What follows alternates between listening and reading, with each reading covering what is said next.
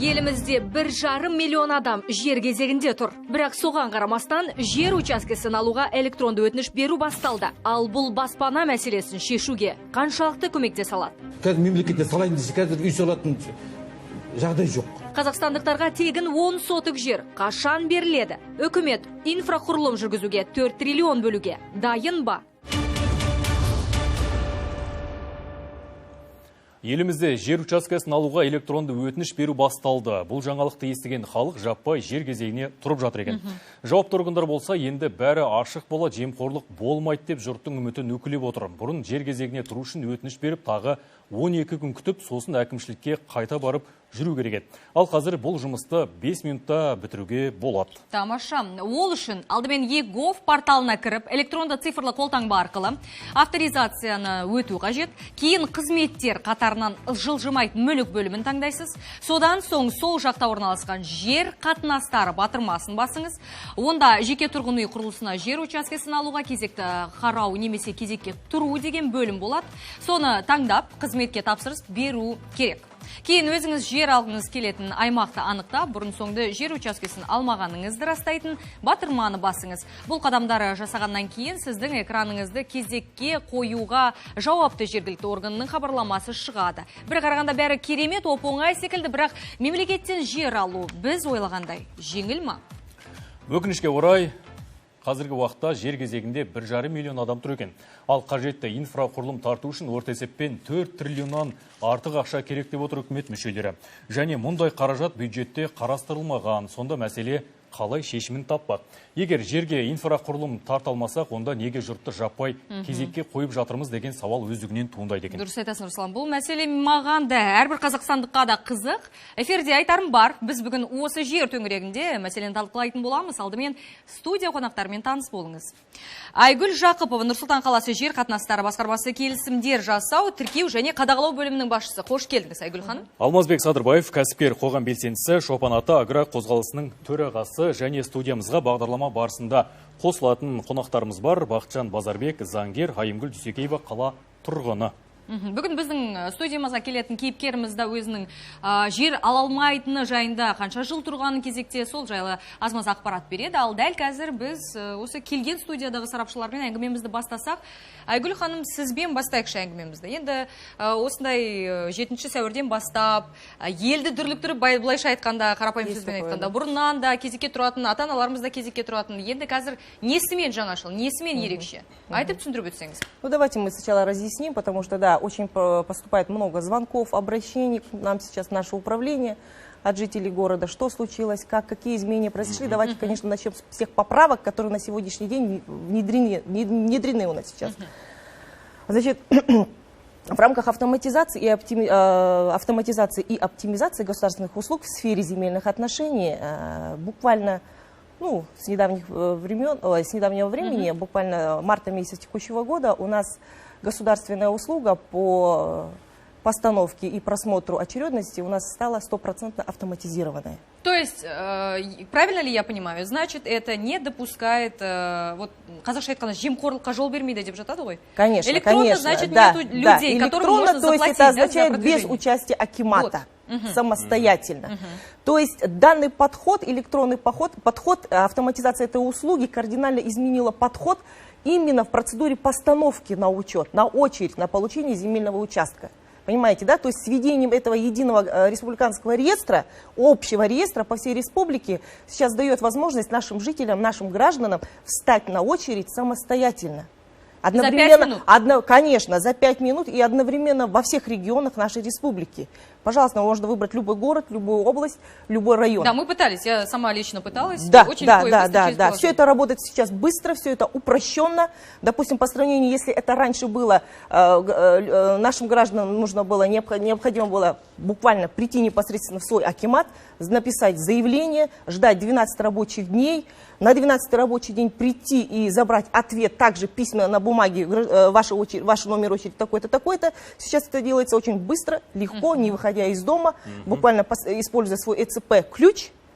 И за 5 минут. Қолжетімді барлығына. Конечно, конечно. Мынандай сұрақ бар. 15 жылдан бері, яғни 2007 жылдан бері Қазақстанда тұратын кез келген азаматқа жер берілмеген, тоқтатылған.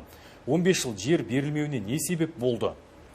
Ну, нужно понимать, что это прежде всего рассмотрение этого вопроса связано, насколько возможно, от возможности генеральных планов наших населенных пунктов. Допустим, очередность в городе Нур-Султан у нас ведется с 2006 года, с 14 августа 2006 года. По сегодняшний день, с того момента по сегодняшний день предоставление земельных участков не осуществлялось.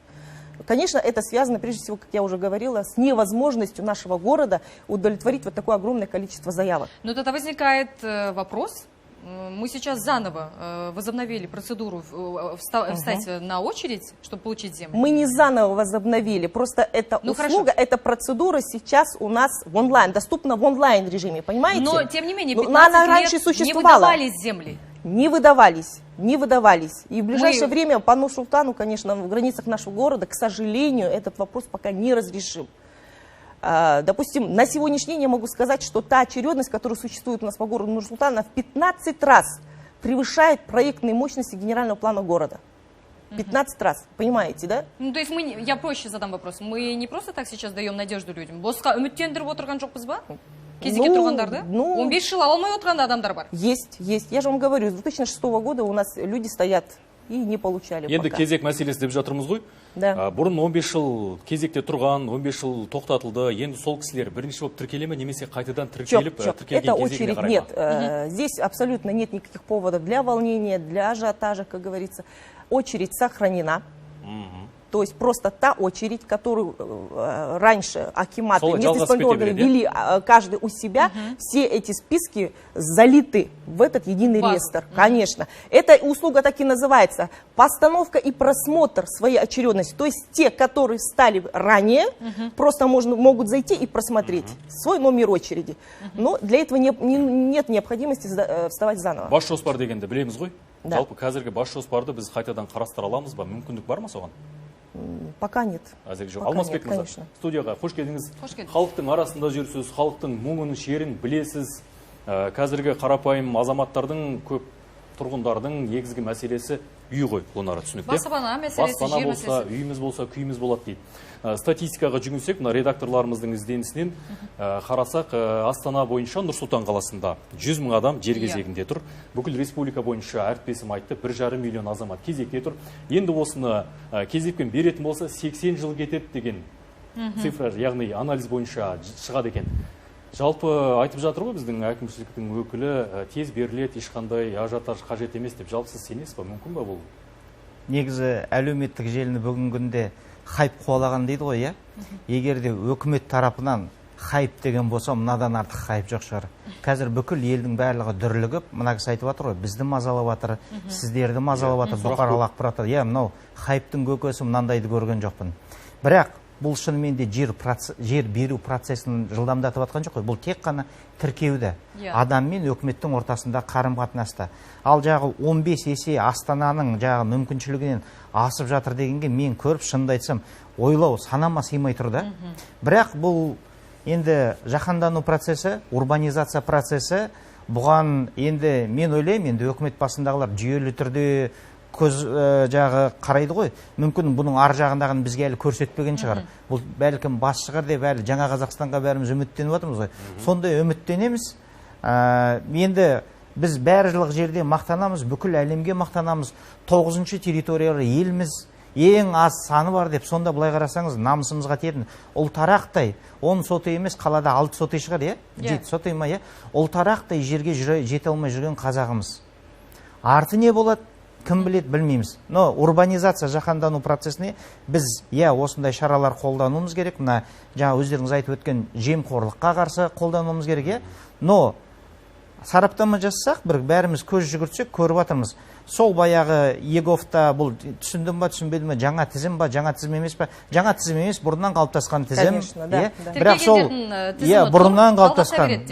Сонда жаңа енді Астана қаласы бойынша жер берілмесе де, өңірлерде сол жер беру бармақ асты, көз қысты дейді ғой, сол арқылы жүріп жатыр. Значит, ол ЕГОВта ол бір панацея емес, шешім емес. Бірақ оны реттейтін қоғам, оны реттейтін жаңағы құзырлы органдар, бәрі біз соларға келемізде жүгінеміз. Бұқаралық ақпарат құралдары атсалысу керек. Сондықтан мен қазір шешімді көріп тұрған жоқпын. пікіріңізге жауабыңызға рахмет. Құрметті көрермендер, біз тікелей эфирде жұмыс істеп тұрмыз және бүгін осы тақырыптың аясында сауалдарыңызды жібергіңіз келсе, міне экранда көрсетілген номер бойынша хабарласуға да болады тікелей эфирімізге. Сондықтан жарнамадан кейін кездесейік. Бізде қазір жарнама, арнадан алыстамаңыздар.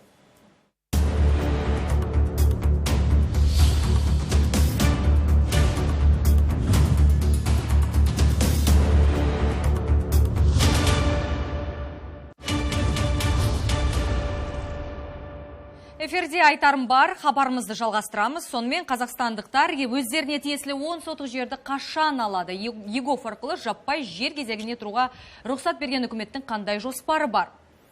Студиямызға келіп қосылған қонағымызбен тағы да таныстырып өтейік. Бақытжан Базарбек заңгер және жер құқығы сарапшысы. Солай қоя. Біз бағдарламаның басында Айгүл ханымға және Алмазбек ағаларымызға сауал жолдадық. Бүгінгі тақырыпқа байланысты қазақстандықтардың жер алу процесі созылмайды ма? Бұл жерде жаңағы бармақ басты көз қысты деген мәселе болмайды ма деп. Осыны өзіңізден де сұрайыншы.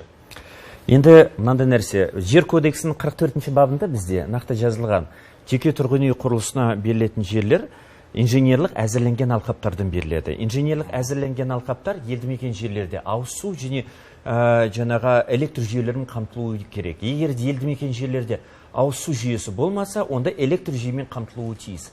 Яғни жер кодексінің 44-ші бабының 5-ші тармағына сәйкес кемінде электр жүйесі қамтылуы тиіс. Электр жүйесі қамтылуы деген сөз, бұл кемінде сәулет қала құрылыс туралы заңның 58-ші бабына сәйкес бұл бас жоспар және егжей-тегжей жобасы әзірлену керек. Ол бас жоспар мен егжей-тегжей жобасында тиісті жаңағы алқаптар уже отыру керек сол жерде. Сол бас жоспарға және егжей-тегжей жобаға отырғызу үшін облыстық ауданның әкімдігі облыстық әкімдіктен тиісті қаражатты сұрайды. Бостан бос электр жүйелерін орнату мүмкін емес. Ол тиісті қаржылармен байланысты дүние. Сондықтан да міндетті түрде өкінішке орай жер кодексінің 44-ші бап және 44-те 1 бабында барлығы мемлекеттік бюджетке жаңағы қарап тұр, тәуелді болып тұр. Сондықтан да тізім жаңағы жылжымайды. Жылжымағанның себебі де сол болып тұр, бюджеттің енді сол болып тұр. Әрине біз жаңағы алқаптарды бос далалардан бере алмаймыз. Тиісті өмір сүруге ыңғайлы кемінде электр жүйемен қамтылуы тиіс деген норманы енгізгенбіз. Бірақ та біздің азаматтарымыз көп нәрсеге назар аудармайды. Біріншіден, жер кодексінің 44-те 1 бабының 8-ші тармағына сәйкес жергілікті атқару органдарының жаңағы интернет порталдарында және арнайы стендтерде инженерлік әзірленген алқаптардың ақпараты жариялануы тиіс. Біздің азаматтарымыз не істейді? Мынау баратта қай жерден болса да жаңағы тексермей арызды бере салады. Арыздың беруін өзінің мәдениеті бар. Біріншіден білу керек, қай жерде жаңағы 2024 жылы, 2025 жылы инженерлік тұрғыда әзірленген алқаптар бар. Амангелді ауылы, Сарыбастау ауылы дейік. Сарыбастау ауылында 2024 жылы 560 инженерлік әзірленген алқаптар әзірленіп отыр. Ол аудандық және жергілікті атқару органдарының сайтында жарияланады. Егер де аудандық әкімдіктің жаңағы интернет порталында жарияланбаса, азаматтар прокуратураға арыз беріп, прокуратура тиісті шаралар қолдануы тиіс.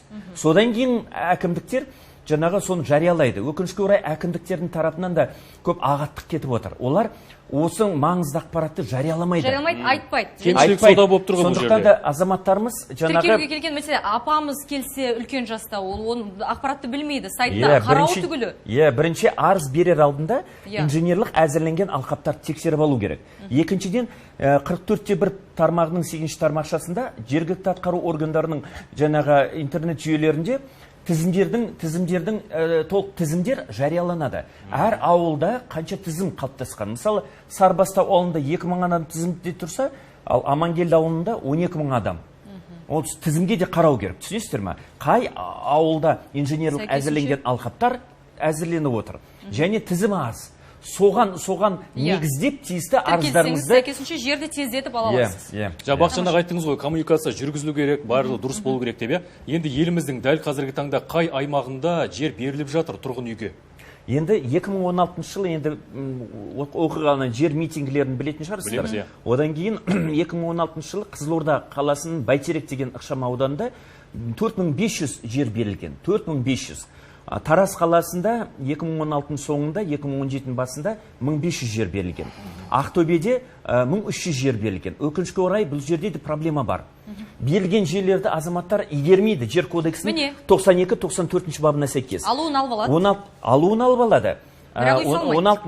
16 жылы Қызылорда қаласына 4500 алған жердің бар болғаны 30 ғана үй соғылған. 2020 жылы мониторинг бойынша 30 ғана үй соғылған. 4270 жер бос болып тұрған. Арасы 4 жыл өткен. 4 жылдың ішінде. Сол сияқты Тараз қаласына 1500 жер берілген, 1500 жердің бар болғаны 80 үй ғана соғылған. Бұл жерде өзге де проблема орын алып отыр. Мен бүкіл қалалардың бәрін, ауылдардың бәрін аралап шықтым соған байланысты. Сыбайлас жемқорлық қарсы агенттікпен. Бұл жерде халықтың жағдай өте нашар. Олар 2 жылдың ішінде үйді соғуға мүмкіндік жоқ. Үй бала шағасын асырай ма? Жоқ, үй соға ма? Содан кейін ана жаңа тырнақтап жинаған ақшасын балаларын көтере ма? Жоқ, үй соға ма? Өкінішке орай жер кодексінің 50 бабының 2 тармағына сәйкес және арнайы ереже бар 2015 жылы. Жеке тұрғын үй құрылысын жүргізу үшін жерлерді табыстау туралы ереже. Ол ережелерге сәйкес бірінші жер берілген кезде жеке меншік құқығына берілмейді. Ол бірінші уақытша өтеулі жер пайдалану құқығына беріледі. Ол 2 жыл уақытқа. 2 жылдың ішінде сен үйді көтермесең, ол жер кодексінің 92 бабына сәйкес ол жаңағы шарт ұзартылмайды. Шарт ұзартылмаса, онда бұл жер басқа біреуге өтіп кетеді деген сөз. Сондықтан да біз қазір мынау Алмасбек бар, жаңағы жер ресурсын басқару комитетінің жанында сараптамалық кеңес бар. Ол сараптамалық кеңестің аясында мынау азаматтарға берілетін жерлердің жалға алу уақытын 2 жылдан 4 жылға ұзарту мәселесін көтеріп отыр. Әлеуметтік жағдайын ескеріп. Кемінде сол мерзім ішінде ол бірінші балаларын да асырап үлгереді, екінші үйдің де көтереді. Қаражат жинауға мүмкіндігі бар. Одан кейін азаматтардың ішінде көп қауесет әңгімелер бар. Фундаментті соқ қойсаң, жеке меншік құқығын береді. Ол дұрыс емес. Фундаментті соқ қойсаң да, ол егерде ол мерзім ішінде игермесең, ол жер мемлекеттік меншікке қайтарылады. Сондағы көтеріп жауып қою керек па? Толығымен жер кодексінің 47 бабының 1 тармағы және 44 бабының 4 тармағына сәйкес, жаңағы уақытша өтеулі жер пайдалану құқығына берілген жер қабылдау актісімен жеке меншік құқығына беріледі. Яғни арнайы ереже бар бізде. Жеке тұрғын үй құрылысын жүргізу үшін ереженің 8 тармағына сәйкес жеке тұрғын үй құрылысына берілген жерге жеке меншік құқығы тек қана қабылдау актісі жасалынғаннан кейін және мемлекет тіркеуге алынғаннан кейін ғана беріледі. Бақытжан аға, осы орайда біздің студиямызға келіп түскен қоңыраулардың қатары өте көп. Соның бірін байланысқа қосайықшы. Қайырлы күн. Қайырлы күн. Сауалыңызды жолдасаңыз. Саламатсыз ба? Сіз байланысыз. Айта беріңіз. Мен Түркістан облысы Талған ауданы Сайық ауылынан. Мен осыдан 6-7 жыл бұрын жерге тіркелген жолдасым атынан. Үшқайық ауылынан. Түркістан облысының тумасы Асылзат ханым Садырбаева хабарласып отырған. 6 жыл бұрын дедіңіз бай, жер кезегіне тұрғаныңыз? Иә, жолдасым атынан тіркеліп қойған жерге 6 жыл бұрын. 2020-да аяғымды алды. Бірақ олардың әлі фундамент тұрғыға қосып, естімиясы жоқ деп бермейді. Жер бермейді. Сұрағыңызды түсіндік, Бақытжан аға. 6 жыл кезекте тұр екен, әлі жерін алмай жатыр. 20-шы жылы. Біріншіден мына нәрсеге мән берген жоқ. Қазақстан бойынша санақ бойынша, бейресми санақ бойынша 1 миллион 500 мың адам. Ресми санақ бойынша 1 миллион 350 мың адам тізімде тұр. Сонымен қатар, қазіргі қаралып атқан тізімдер, егер де қазір жер берілсе, бұл қаңтар ақпан 2004 жылы арыз берген азаматтардың тізімдері қаралып отыр. Әлі 2008-2010-дағы тізімдер емес, қаңтар, ақпан және наурызда арыз түскен адамдардың жерлері ғана беріледі. 2004-тің. Нақсыге айтыпты, 6 жыл бұрын кезекке тұрған, құжаттарын алды, 20-шы жылы үйін алды, бірақ егер қазір жеке меншікке аударсан, айыппұл саламыз депті. Қателеспесем. Біріншіден, бұл кісі жеке тұрғын үй құрылысын жүргізу туралы ережелерге сәйкес бар болғаны мынау техникалық төлқұжатын дайындау керек та, және қабылдау актісін әзірлеу керек. Қабылдау актісі сәулет қала құрылыс туралы заңның 73-ші бабына сәйкес ешқандай жобаны қажет етпейді. Бар болғаны өзі қабылдай салады. Ол қабылдау актісінің өзінің нұсқасы бар. Сол нұсқасымен қол қойып, оны сәулет қала құрылыс органдарына арнайы есепке қойып, және тіркеу органдарына тіркесе, сол тіркеп болғаннан кейін әкімге сол біріншіден қабылдау актісін береді, екіншіден төлқұжатын береді, үшіншіден жалға алу шартын береді, төртіншіден қаулы береді. Сол 4 құжатты әкімге тапсырса, әкім жер кодексінің 43-ші бабы және 44-те-1 бабына сәйкес жерге жеке меншік құқығын беру туралы қаулы шығару керек. Түсінікті. Естіп түсінген шығарсыз енді. Бағдарламаны дайындау барысында нарықтағы жердің бағасын саралап көрдік. Бұл мәселе әсіресе Алматы, Шымкент, Нұр-Сұлтан қалаларында өте өзекті екен. Атап айтатын болсақ, ең қымбат жер, 10 соттық жер Алматы облысында 290 миллион теңгеге саудаланып тұр.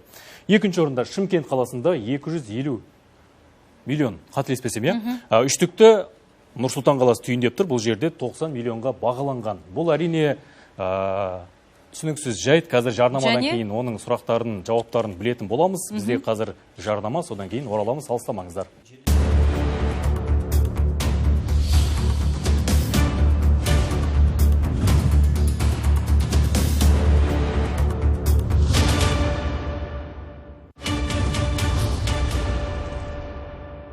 Эфирде айтарым бар, біз бүгін әлеуметтік маңызы зор мәселені қозғап отырмыз. Сонымен қазақстандықтарға тегін 10 соттық жер қашан беріледі?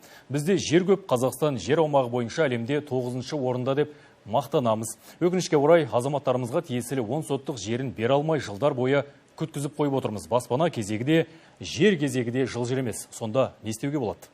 Өткен аптада хабарымызға Қазақстан Республикасының парламенті мәжілісінің депутаты Самат Мұсабаев мырза қатысып, тұрғын үй кезегі мәселесін шешуге қатысты өз ұсынысын білдірген болатын.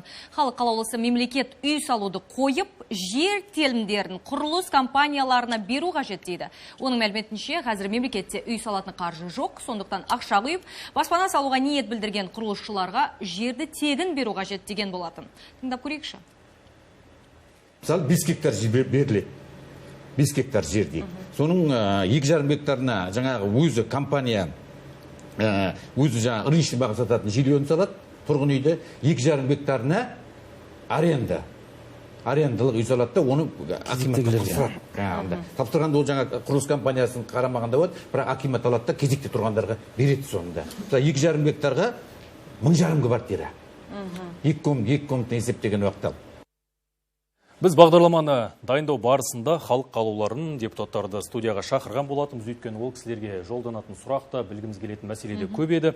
Уақыты болмады ма, және құлқы болмады ма, енді ол өздеріне ғана белгілі. Осындай жағдайдан кейін енді түсінікті ғой, халық пен жоғарыдағы азаматтардың арасы суитын шығар, бірақ алдағы уақытта келіп, осындай мәселеге жауап берсе, нұр үстіне нұр деп білеміз. Және дәл қазір біздің тікелей эфирге қосылған кейіпкеріміз бар, Айгүл ханым, қателеспесем. Айымгүл Дүйсекеева, қала тұрғыны. Қош келдіңіз. Өзіңізге қойылатын сауалдар бар, оған дейін тағы бір мәселе бар бізде, жаңағы жердің қымбаттығына байланысты.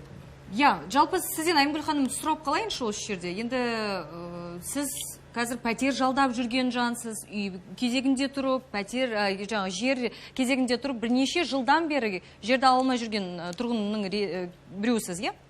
Қанша жылдан бері? 2015 жылдан бастап жер кезегінде тұрдық. 6 жылдай болып қалды, ешқандай жылжымайды. Тексеріп тұрасыз ғой? Тексеріп тұрамыз, барып тексеріп тұрамыз, бірақ жылжымайды ешқандай. Бізге хабарласып отырған тыңдармандар, көрермендер де осы мәселені айтып отыр. Біреуіне ақпарат беруге тырыстық, және тағы бір ақпаратқа назар аударсаңыздар. Айгүл ханым, Бақытжан мырза. Жер берілді делік, иә? Жаңа көрдік, нарықтағы бағаны саралап көрдік, жердің сатылып жатқан, мысалы қожайыны жерді алғаннан кейін Нұр-Сұлтан қаласында 90 миллионнан сатып жатса, Алматыда 280 миллион, және Шымкентте 250 миллионнан. Санның өзі бір шатасатындай. Сондықтан бәлкім бұл жерде енді шынымен жемқорлықтың бір ұшы көрінетін сияқты ғой. Қымбатына сатып, 10 сотық жер, анша қаражат есептеуі мүмкін емес Әріптесім дұрыс айтады. Негізі жай адам ондай жерді алып, былай қымбатқа сатуы мүмкін емес шығар. Не, ну сейчас речь идет о вторичном рынке, правильно? Я. Когда кто-то кому-то продает. Мне. Поэтому это их гражданские отношения, понимаете? Если я хозяин, я даю... Я келген бағаны қоя береді. Да, конечно. Бәлкім заң бойынша біз реттеп тоқтатуымыз керек шығар, екінші қолға бұл сатуға. жерде бір қызық дүние, енді бұл кісі жағы вторичный рынок деп отыр ғой, мен оны келісе алмаймын. Значит, ол первичный рынок бір жерден шықты ғой. Міне, ол біреудің тұрып удостоверениесімен, біреудің құжатымен, и тек қана бір участок сатам дегенді көрмейсіз жол бойында. Продам участки деп тұрады. Ол не деген сөз? Значит, біреудің мүмкіншілігі болды, соны барып тобымен алғанға. Мүмкіншілігі болды ма, әлде артта біреу тұрды ма? Енді соны жасап берген артында біреу тұр. Ол деген енді жаңағы не ғой, жемқорлық қой. Ол жалғыз адам емес, оның көмекшісі бар, қалғаны бар, тіреушісі бар. Қарапайым қазақ міне 6 жыл бойы аламай жүр. Кейбір қазақтар артында біреу тұрған, ол жарты жылдан кейін де алып жатқан шығар. Кім оған кепіл бермейді? Енді мына жерде мен бағанадан бері қарап отырмын, жақсылап санап бердіңіздер. Шынымен де біз бүгін құрметті көрермен 80 жылдан кейін сіздер қалай жер аласыздар, соны талқылап жатырмыз. Бақытжан оны жақсылап мына жерде жілігін жағып бізге эфирдің ішінде айтып берді. Ол қаншама адам, оның артында қаншама тұруы мүмкін, әлі нақты ма ол адамдар? Бір адам 10 жерде тұруы мүмкін дейді. Мен шынымды айтсам, мынаның бәрін естіп таңғалып отырмын. Бірақ жылына біздің пайымдауымызша 500 миллион адам қалаларға және келіп жатыр, ауылдардан көшіп. Бұл урбанизация процесі, бұл одан арман шиеленіспесе, бұл шешімі азаймайды, шешімі табылмайды. Ол қалаға келген қазақ мына жерде жаңағы әлеуметтік шиеленіске алып келеді. Сондықтан мына шиеленісті осы жағдайда хайп дедім, мен сол сөзімнен қайтпаймын. Өкіметтің хайпы тура осындай болады екен, міне әріптесіміз айтып отыр, бір жетінің ішінде 65 мың адам тағы тұрыпты кезекке. Бұл деген не жағдай? Біреу әдейі наны ушықтырып жатыр ма? Ертең ол адамның барлығы алаңға шығады ғой, біз жер аламыз деп. Жеріміз қайда дейді? Өкіметке тіркедік дейді. Өкіметке қарсы претензия болады. Сондықтан бір үлкен әлеуметтік шиеленіс. Мен ойымша бұл шала дүние, мынаны көру керек, қарау керек. Одан кейін бәленбай жылғы бізге Бақытжан мырза сияқты азаматтар көмектеседі. Бәленбай жылғы бұрынғы тізімге тұрғандар не болды? Ана алынған жер не болды? Ол қожайындарын тапты ма? Ревизия жасау керек. Дұрыс. Алып алған жерді пайдаланып ма, пайдаланбай жатыр ма? Біз комиссияға кірдік, эксперттік кеңеске. Сол жерде қарасаңыздар, ұлан ғайыр, біреулер кедергісін жасап жатыр, ортаға іріткі салып жатыр, неше түрлі әңгіме болып жатыр. Сол бүгінгі күнде инфраструктурасы бар жерді, соны 30 үй салынды ма? Бақытжан мырза айтты ғой, 2000 участка алынған Қызылордада, соның 30 ғана үйін салынған. Қалған бітті, қайтарайық. Міне, ревизия жасала ма жалпы? Айгүл ханым, Бақытжан мырза. Жалпы түсінесіздер, мынандай нәрсе, мынау облыстық деңгейде жалпы бізде жер кодексінің 92-ші бабында нақты жазылған. Егер алынса жер, жекеменшік құқығына берілген жерлер, оларға 92-ші баптың нормалары таралмайды. Себебі 2009 жылға дейін мынау ақысыз берілген жерлер, мынау әкімнің қаулысы шықты, жер комиссияның қорытындысы шықты, жерге орналастыру жобасы, әкімнің қаулысы госактісін алады, жекеменшік құқығына рәсімдейді. Ал олар госактісін үй соқпай-ақ рәсімдеп тастаған. Мынау жолдың бойында жер сатамын деп тұрған азаматтардың көпшілігі сондай. Олар үй соққан жоқ ол жерге. Госактісін рәсімдеп жекеменшік құқығын албаған азаматтар. Қазіргі талап бойынша жер кодексінің 50-ші бабы мен 50-ші бабына сәйкес және ереже бойынша ол кемінде үйді тұрғызып, оны қабылдау актісі бойынша қабылдау керек. Онда сұрақ туындап тұр, қалайша актісін алып отыр?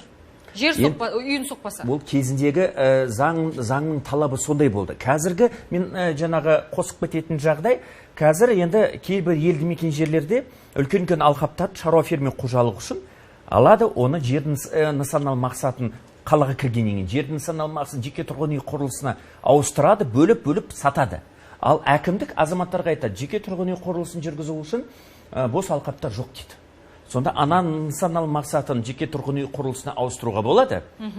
Ал азаматтарға жаңағы жеке тұрғын үй құрылысын жүргізу үшін бос жерлер жоқ дейді. Түсінесіздер ме? Бұл мәселені тексеру керек. Одан кейін әрбір тізімнің ішінде мен бірнеше рет 7-8 жыл бойы сол айқайлап жүрмін.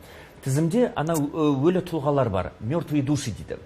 2003, 2004, 2005 жылдары адамдар тізімге кірген кезде иін деген нәрсені кіргізген жоқ. Қазіргі жерді алатын азаматтар, мынау телефонмен шалып атқан азаматтар емес, сіздер емес. 2003, 2004, 2005, 2006 жылы арыз бергендер. Сол арыздың ішінде мен арыздарды қарап шықтым, журналдарды қарап шықтым. Сол 2005-2004 жылғы кезекке тұрғандарға да үй беріліп атқан жоқ, жер беріліп атқан жоқ. Жоқ, енді мен айтып отырмын ғой, енді қазір кезек келсе, сол кісілер бірінші алады дедім. Сол кісілер алса, мынау журналдарын қарасаңыздар, Сергеев А, Ахметов Б, жалпы таралған фамилиялар. Ол таралған фамилиялардың түп несін қарасаңыздар, біреуі қайтыс болған, біреуі көшіп кеткен, оны жер қатынастар басқа бөлімдері аудандарды мониторинг жүргізу керек. Қайтыс болғандар, көшіп кеткендерді тізімнен алып тастау керек. Мониторинг жүргізіле ма, Айгүл? Давайте, можно я прокомментирую вот этот вот момент, да, который вы сейчас затрагиваете. Кстати, да, это очень важный момент вообще во всей этой процедуре. Значит, для этого вот смысл создания этого единого реестра в том, что сейчас есть возможность актуализировать свои данные. Особенно это касается тех граждан, которые подали свои заявления в период с 2006 по 2013 год. То есть это тот период, когда у нас в республике не был введен повсеместно индивидуальный идентификационный номер. Когда не было ИИН. Не было его тогда ИИН, понимаете? Да, были заявки, вот как коллега говорит, Смирнов АА, Ахметов АБ, понимаете? И теперь сейчас есть возможность просто у людей позвонить в уполномоченный орган в сфере земельных отношений, допустим, у нас по городу Нур-Султан, либо там же в этой же услуге зайти на кнопку «Актуализировать», это обращение письменно попадет к нам, любым способом, или просто хотя бы подойти к нам, позвонить на рабочий телефон, это все делается быстро, моментально, без задержек. То есть путем ввода ИИН этого заявителя, он-то знает в свою очередь, он примерно знает, в каком году вставал. И, допустим, нам дает свои данные, вот моя очередь такая-то, у нас есть доступ к этому реестру, официальный доступ закреплен официально специалист управления. Вот, заходит и актуализирует его данные. Путем ввода его ИИН, его данные актуализируются, то есть обновляются. Пожалуйста. Айгүл ханым, сөзіңізді бөлейін. Сіз айтып қалдыңыз мана өзіңіз. Бір аптаның ішінде 7 сәуірден бастап 65 мың адам тіркелді, я? Да. Елорда бойынша. Буквально вот с внедрением этого электронного реестра за 3 недели по городу Нур-Султан у нас стало около 70 тысяч человек. Когда в то время, в тот момент, когда это была услуга на бумаге, мы в год принимали 1000 заявлений. Вот, понимаете? Растет проблема как пыльный пузырь. Признаем. Қоятын сауалдарда көп екен, хабарласқан көрерменімізді байланысқа қосайық. Қайырлы күн, біз сізді тыңдап тұрмыз. Саламатсыз? Саламатсыз ба? Сауалыңыз қандай? Орал қаласынан хабарласып тұрғанмын. Мен 2006-дан бері бастап жер телімінде очеркта тұрмын. Бірақ әкімге барсақ, жер бермейміз, үй салып береміз дейді орнына. Не береміз дейді орнына? Бірақ біз инвалид балаға отырғасын, мен постоянно барам. Жер жоқ. Ешқандай не жоқ. Толық жоқ шыны керек. Квартирада жүріп жалғыз басты анамын өзім. Түсінікті. Орал қаласына жалғыз басты ана, қолында мүгедек баласы бар және 2006 жылдан бері кезекте тұр. Жер бермейміз, үй салып береміз орнына депті. Және ешқандай көмек жоқ деп жатыр. Жоқ, бізде ондай какая-то там местная программа у них, наверное, в городе. Нет, у нас же все должно соответствовать. Она стояла в очереди. Она стоит с 2006 года, не может получить пәтер жалдап жүр. Және жер бермесе қалай үй салады дегенде табыс жоқ. Бізде мынандай нәрсе, ондай мынау жердің орнында үйді соғып берем деген дүние деген жоқ. Яғни, егер де ол жер кодексінің 50-ші бап бойынша тізімде тұрса, ол тек қана жер ғана берілу керек. Түсінесіздер ма? Оның орнына үй соғып, үй беру деген норма жоқ. Ол үшін арнайы бұл бағдарламаны басқа бағдарламамен байланыстыру керек. Одан кейін мынау азаматша енді тізімде тұр 2006-тан бастап. Өкінішке орай бізде бір заңның кемшілігі олқы жерлері бар. Мынау мүгедек, зейнеткерлер, одан кейін мынау Ұлы Отан соғысы ардагерлер, немесе мынау ауған соғысының ардагерлер, ешқайсына ешқандай жеңілдіктер жоқ жер кодексінде және ережеде. Барлығы тізімде бірдей болып тұрады. Мен осы кезге де бірнеше рет айтқам. Анау көп балалы аналар шырылдап жүр, сол көп балалы аналарға сәл кішкене де болса жеңілдік ретінде мынау тізімді арнайы тізім белгілесе. Санатқа бөлсе, именно көп балалар аналардың арнайы әлеуметтік қамтылмаған кейбір топтардыға арнайы тізім белгілесе. Олар көп емес. Міне сол момент екіншіден тағы бір тенденция бар. Әкімдікке барады, азаматтар әкімдікке барғаннан кейін әкімдік қайтарып жібереді, жер жоқ дейді. Бір жарты жылдан кейін кел, жер жоқ дейді. Ол заңсыз. Себебі жер кодексінің 50-ші бабымен ережеге сәйкес жер жоқ болса, ол арызын тастайды, арнайы есепке қоюы тиіс. Арнайы есепке қойғаннан кейін ол жер бар ма, жер жоқ па, ол арнайы есепке тұруы тиіс болды. Ал арнайы есепке қоймас үшін ол азаматтардың білімсіздігін пайдаланады, кейбір жер қатынастар бөлімінің мамандары. Онда осы жерде тікелей эфирде айтып қалыңыз, егер барсаңыз тіркеуге тұруға сізді қайтарып жіберсе не деу керек? Менің арызымды қабылдап алыңыз деп айту керек. Егерде қайтарып жіберсе, ешқандай арызыңызды қабылдамай, оны тіркемей. Қайда хабарласу керек? Қайтарып жіберсе, мұндай жағдайларда прокуратураға хабарласу керек. Нет, сейчас не нужно для этого обращаться в Акимат. Сейчас у вас для этого и создан как раз таки единый реестр республиканцев. А насколько это... Она может воспользоваться этой услугой. У нас же регионы. Это мы в Астане таким категориям можем мыслить. А там в селах ни о каком реестре. Оны да сұрап көрейікші. Дәл қазір шағын үзіліс жасайық та, жарнамаға кезек берейік. Содан кейін хабарласып жатқан біздің көрермендерімізді де қабылдаймыз. Бұл тақырыпты өрбітеміз. Люди старые.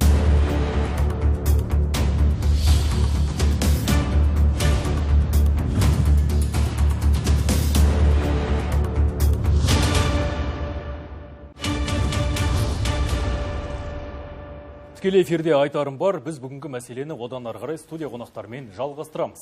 Жалғастырамыз және сұрағымыз Айгүл ханым бірден сізге жолданады. Бізге хабарласып жатқан тыңдармандар, енді өкінішке орай уақыт өте шектеулі, сондықтан қысқа ғана өздерінің мәселесін біз жеткізейікші. 2006 жылы кезекке тұрдым дейді, бірақ кезекте жоқпын дейді. Қалай қарай аламын, қалай көре аламын өзімді деп сұрап жатыр. Кезектен таппай отырмыз. Өзімді кезектен таппай отырмын. Нет, скорее всего, этот человек есть в этой очереди. От того, что она не видит, это нужно просто позвонить и актуализировать ее данные. Позвонить к нам. Мы входим в публичную кадастровую карту и... Начнем с того, что дозвониться невозможно, но тем не менее... Есть возможность. Почему мы выставили информационное сообщение для населения города. У нас 5 рабочих телефонов работает. Сейчас вы, наверное, не помните. Загруженность, конечно, большая, но тем не менее стараемся не оставлять без внимания ни одного. Один из номеров. Білуге болады ғой номерлерді. Бәрі жазылған ғой? Да. Сондай-ақ мынау жаңарту деп айтыпсыз, 2016-дан бері тіркелген азаматтар 2006-дан 13-ке дейін. Олар жаңартылу керек депсіз тізімде. Актуализировать, да, необходимо. Позвонить нам на, допустим, телефон нашего отдела 55 72 24. 55 72 24. И просто спросить, есть ли я в списке, или попросить возобновить список. Актуализировать. Мне нужно актуализировать мои данные. Я не вижу себя в реестре. И мы разберемся. То есть заново вставать в очередь. То есть за актуализацию этого реестра отвечают у нас местные исполнительные органы. Бақытжан аға, бір азамат қанша жерге тіркеле алады, жердің кезегіне? Отбасында қанша адам мүшесі бар, олар барлығы ала алады ма? Аймағымыздың әр жерінен алуға бола ма? Осы жөнінде білгісі келетін көрермендеріміз бар. Жалпы жер кодексінің 50-ші бабының 2-ші тармағына сәйкес әрбір азамат 3 нысаналы мақсат бойынша ақысыз жер алуға құқығы бар. Жеке қосалқы үй шаруашылығын жүргізу үшін құнарлы алқаптардан 0,15 сотық, ал құнарсыз алқаптардан 0,25 сотық ақысыз алынады. Демек, менің мысалы отбасында 5 адам бар, 18 жасқа толған менің балаларым мысалы, әрқайсымыз 3 жерден алсақ, 15 жер телімін ала аламыз ба? Кезекке тұра аламыз, иә? Бұл бір ғана елді мекен емес, елді мекеннен тыс, мысалы, жеке қосалқы үй шаруашылығы бұл ауылдық жерлерден, ауылдық елді мекендерден. Содан кейін екіншісі саяжай және бағбандық жүргізу үшін. Орысша айтқанда дачное строительство, садоводство. Одан 0,12 сотық ақысыз жер беріледі. Және үшінші жеке тұрғын үй құрылысы жүргізу үшін 0,10 сотық. Одан кейін 109 бабының 4-ші тармағына сәйкес қайтыс болғанда тағы 6 метр ақысыз беріледі. Мен мысалы бірінші естіп отыр. Руслан, сен қайтыс болғанда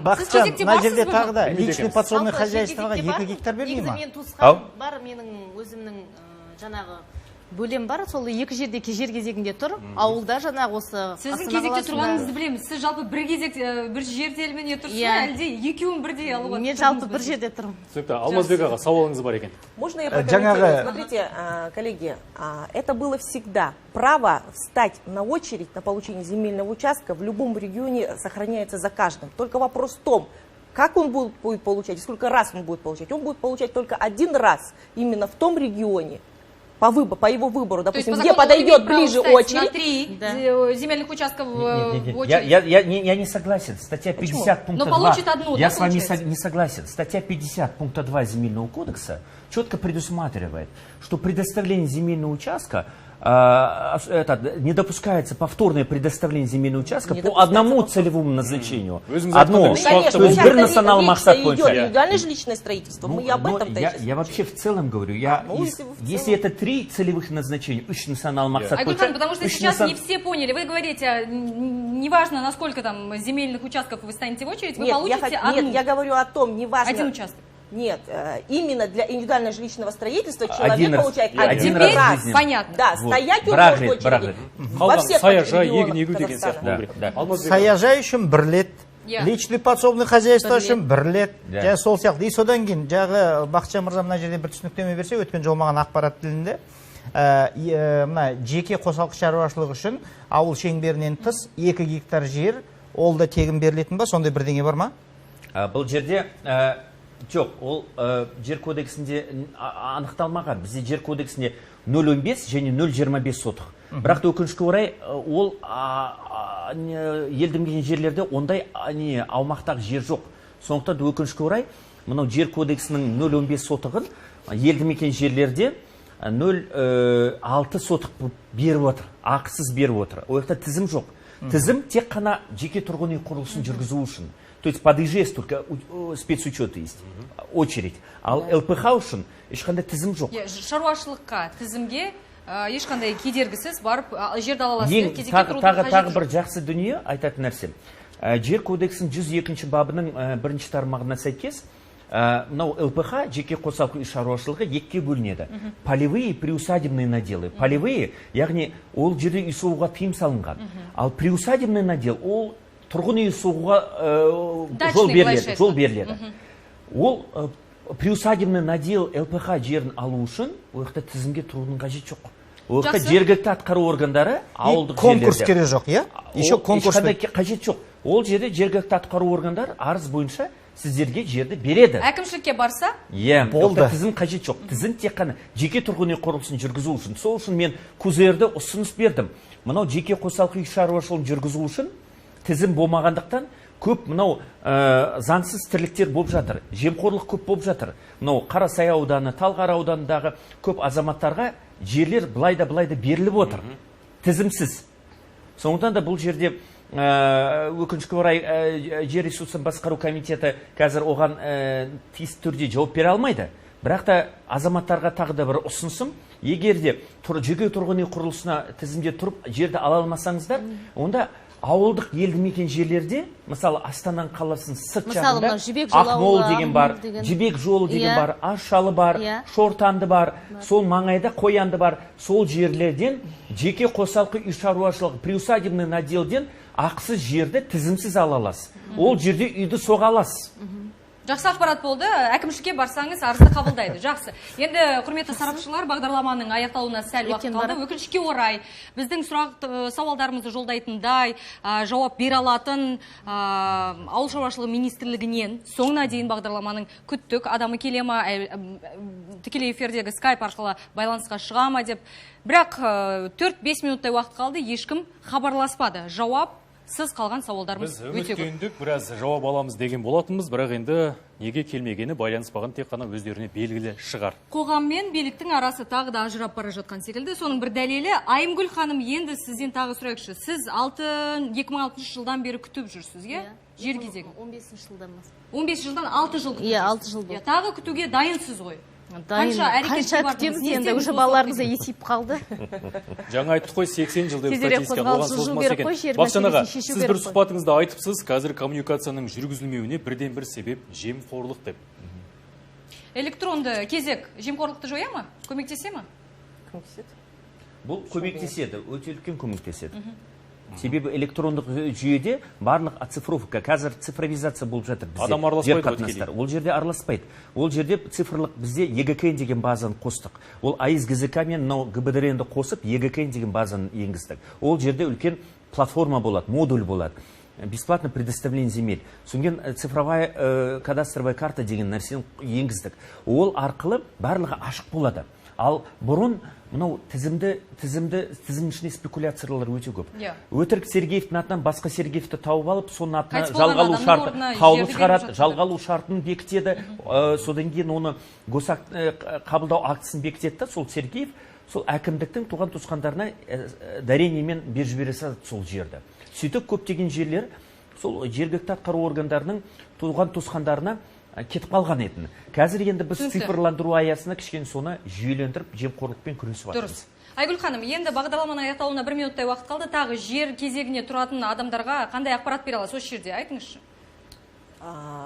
Ну, в целом ситуация по Нур-Султану, я хочу сказать, она не изменилась. Для всех не секрет, что 2007 года по городу Нур-Султан земельные участки для этих целей не предоставляются. Потому что каждый должен понимать на сегодняшний день, что прежде чем выделить эти 10 соток каждому жителю нашего города, для этого городу необходимо выделить спецмассив, который должен быть оснащен прежде всего инженерными сетями. Там должна быть вода, там должен быть свет, конечно, канализация, нужно посадить туда социальную инфраструктуру, те же соцобъекты, те же культурно-бытовые объекты, понимаете, детские сады, поликлиника, школа. Поэтому на сегодняшний день у нас по Нур-Султану такой возможности, к сожалению, нет. Электронды кезек жемқорлықты жоят деген үміттеміз. Үмітпен жердің кезегін күтіп отырған азаматтардың үміті ақталса екен тілек бізден.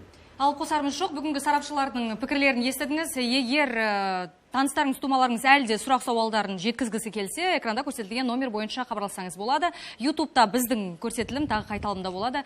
Келесі аптада кездесеміз. Сау болыңыз.